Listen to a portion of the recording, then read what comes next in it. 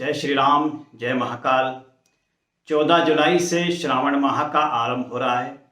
यह माह ईश्वर अर्थात भगवान शंकर, उनको ही ईश्वर कहा जाता है क्योंकि वह ईशान कोण के स्वामी हैं।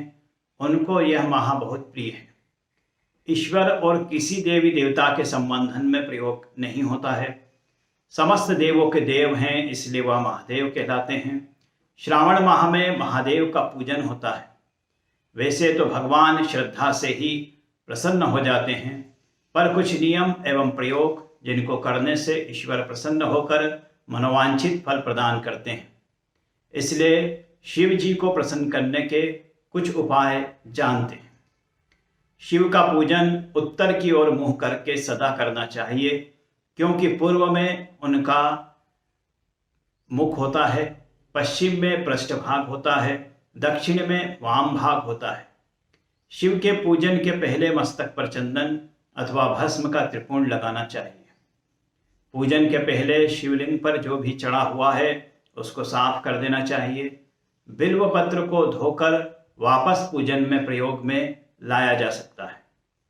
शिव जी का पूजन रात्रि में भी किया जा सकता है।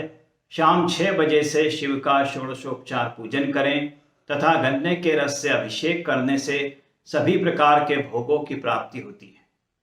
रात्रि में 9 बजे दूसरा पूजन शुरू करें तथा दही से अभिषेक करें, इससे भगवान प्रसन्न होकर धन की प्राप्ति कराते हैं।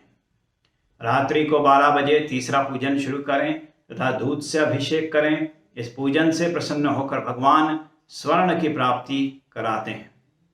रात्रि के 3 बजे चौथा तथा अंतिम पूजन करने से शिव प्रसन्न होकर समस्त भोग तथा मोक्ष तक दे देते हैं। हर अभिषेक पूजन के बाद आरती अवश्य करें। प्रातः किसी ब्राह्मण को भोजन कराकर फिर अपना व्रत पूर्ण करें। यह शिव पुराण के अनुसार बताया गया है। अलग अलग धाराओं से शिव का अभिषेक करें, जैसा कि शिव पुराण में बताया है। भगवान शिव को दूध की धारा से अभिषेक करने से मूर्ख भी बुद्धिमान हो जाता है। घर की कलह शांत होती है।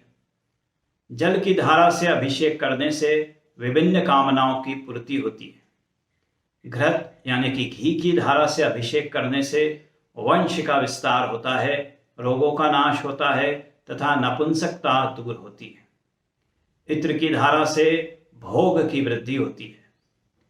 शहद से भगवान का अभिषेक करने से किसी भी प्रकार के रोग का नाश होता है।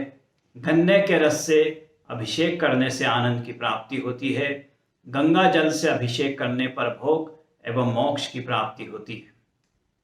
अलग अलग तरीके के फूल पुष्प भी भगवान को अर्पण करने के अलग अलग फल तत्व सागर संहिता में बताए गए हैं।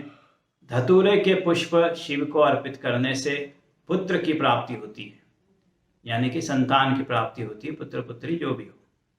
1 लाख दुर्वा अर्पण करने से लंबी आयु की प्राप्ति होती है। बिल्व पत्र से इच्छित वस्तु की प्राप्ति होती है। जपा के पुष्प अर्पण करने से शत्रु का नाश होता है। बेला के पुष्प अर्पण करने से शुभ पत्नी की प्राप्ति होती है। हर श्रृंगार के पुष्प अर्पण करने से सुख संपत्ति की प्राप्ति होती है। दोपहरिया के पुष्प भगवान को अर्पण करने से आभूषणों की प्राप्ति होती है। आँख, तुलसी दल, अलसी, शमी पत्र, इनको अर्पण करने से मोक्ष की प्राप्ति होती है।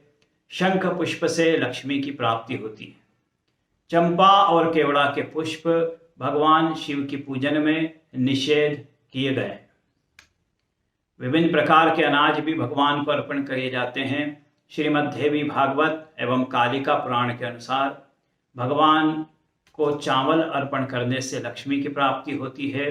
तिल अर्पण करने से काले तिल अर्पण करने से पाप नाश होता है। जौ से सुख की वृद्धि होती है। गेहूं से संतान में वृद्धि होती है। मूंग से सुख की वृद्धि होती है। प्रियंगु से धर्म अर्थ काम मोक्ष की प्राप्ति होती है।